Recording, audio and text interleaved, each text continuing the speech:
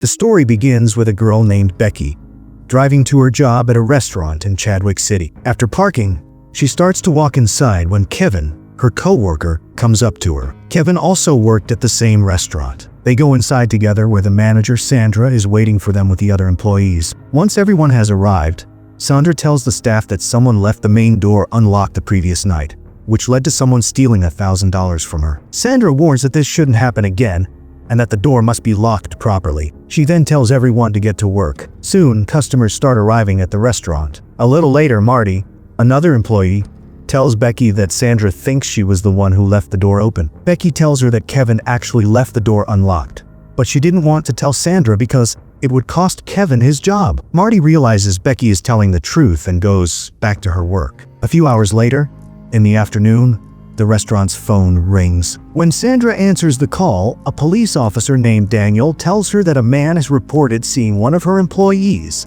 a girl named Becky, stealing money from her purse. Daniel explains that he has a large investigation team that could come to the restaurant to question Becky, but it would harm the restaurant's reputation. He suggests that Sandra could help him instead. A little nervous, Sandra asks how she can help. Daniel tells Sandra to first take Becky to the back of the restaurant and let him speak with her. Sandra does this immediately. She takes Becky to the back, explains the situation, and puts Daniel on the phone with her. On the phone, Becky tells Daniel she hasn't done anything wrong, but he insists that an eyewitness saw her stealing from Sandra's purse. Daniel then asks to speak with Sandra again. He tells Sandra that she needs to search Becky's belongings. Sandra picks up Becky's purse and warns her that if she finds the money, Becky will be fired on the spot. Sandra checks Becky's purse, but finds nothing. She tells Daniel that she didn't find anything in Becky's purse. Daniel tells her to keep Becky at the restaurant and insists that Sandra must continue to help him over the phone. Sandra tells him that Becky has never done anything wrong before,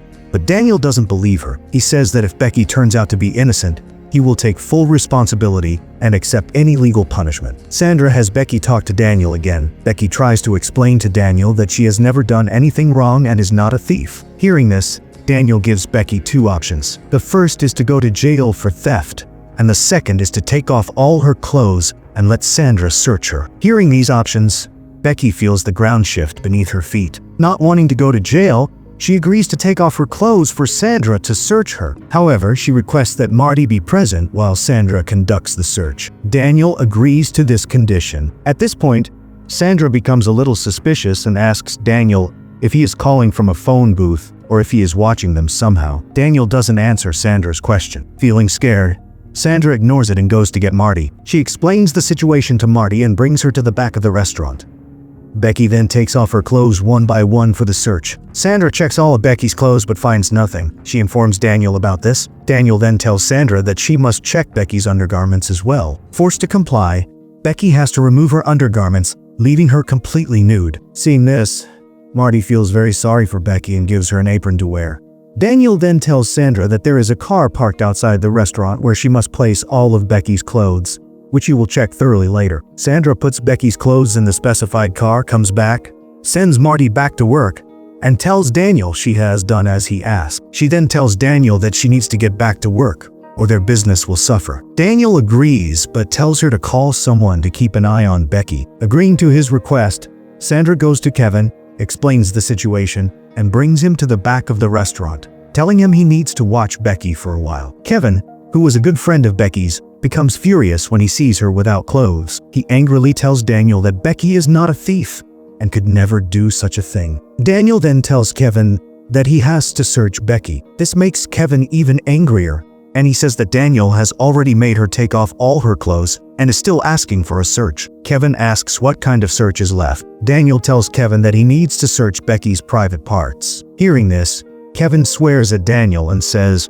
"To hell with you and your search." He starts to walk out and bumps into Sandra, who was just arriving. He tells Sandra, "Sorry, I can't help you with this matter." Sandra talks to Daniel, who tells her that Kevin is not the right person to watch Becky. Daniel asks Sandra if she knows someone who can watch Becky properly. In response, Sandra tells him about her fiancé. Daniel says she needs to call her fiancé to help with this task. Sandra finds it very strange, but without a second thought, calls her fiancé, Van, to the restaurant to keep an eye on Becky. However, Van was very drunk. Sandra explains the whole situation to Van and leaves him to watch Becky while she goes back to work. Daniel then speaks to Van on the phone and tells him that he needs to tell Becky to strip. But Van wasn't so drunk that he couldn't understand the request. He refuses to do what Daniel asks. Daniel tells Van to let him speak to Becky. He tells Becky that if she wants to avoid going to jail, she must do whatever Van tells her to do. Ultimately, Becky is forced to comply, and in front of Van, she removes her apron, becoming completely nude again. Daniel crudely asks Van how large Becky's body parts are, to which Van doesn't respond. Daniel then tells Van that he is asking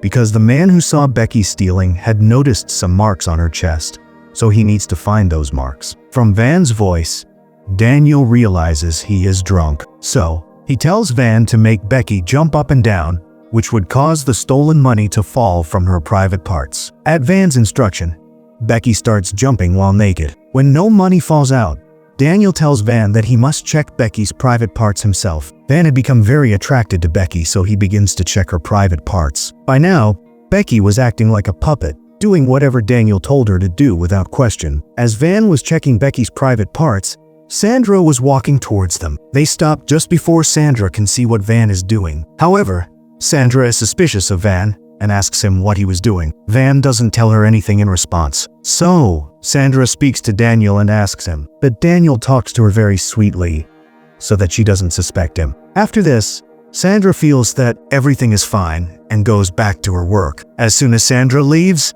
Daniel tells Van to slap Becky on her backside. Van does so. He starts slapping Becky, causing her a lot of pain. Daniel tells Becky that she has to do one more thing, after which she will be free, and he won't take any further action against her. Daniel says that she has to get intimate with Van and please him completely. Hearing this, Becky hesitates at first, but she wanted to be free from all this, so she agrees to do this disgusting act. Sometime later, Sandra brings food for both of them and sees Becky and Van sitting quietly. This meant that Van had been intimate with Becky, and by now, it was night. Van was ashamed of what he had done, and his intoxication had worn off considerably. He couldn't make eye contact with Becky. Sandra sees this and doesn't understand what happened there. When she talks to Daniel on the call, he tells her that Van is very tired, so she should send him home. After this, Van leaves from there. He sits in his car, calls his friend to his house and tells him everything, explaining what a huge mistake he made while drunk.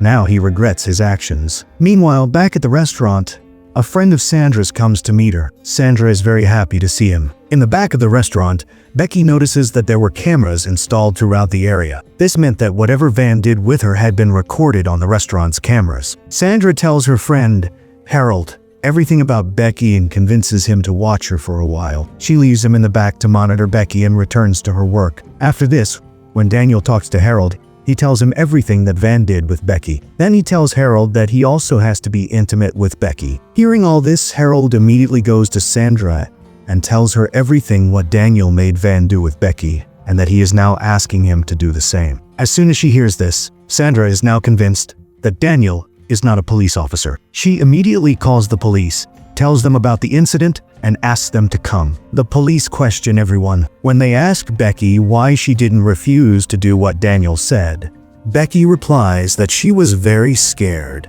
and just wanted to be free. After this, the police investigation begins. They make calls to different cities and find out that similar incidents have happened in other places before. The police also trace Daniel's location from his phone number. When they go there, they discover that Daniel was actually a telemarketer, and they arrest him to punish him for his crime. We then see Becky, who sues Sandra in court for the abuse she suffered. After legal proceedings, Sandra is fired from her job and is also fined. A few days later, Sandra is interviewed, in which she tries hard to prove her innocence. She says she didn't know that Daniel was pretending to be a fake police officer. She explains that she was trying to solve the problem over the phone with Daniel to save her restaurant from a bad reputation. With that, the movie ends here.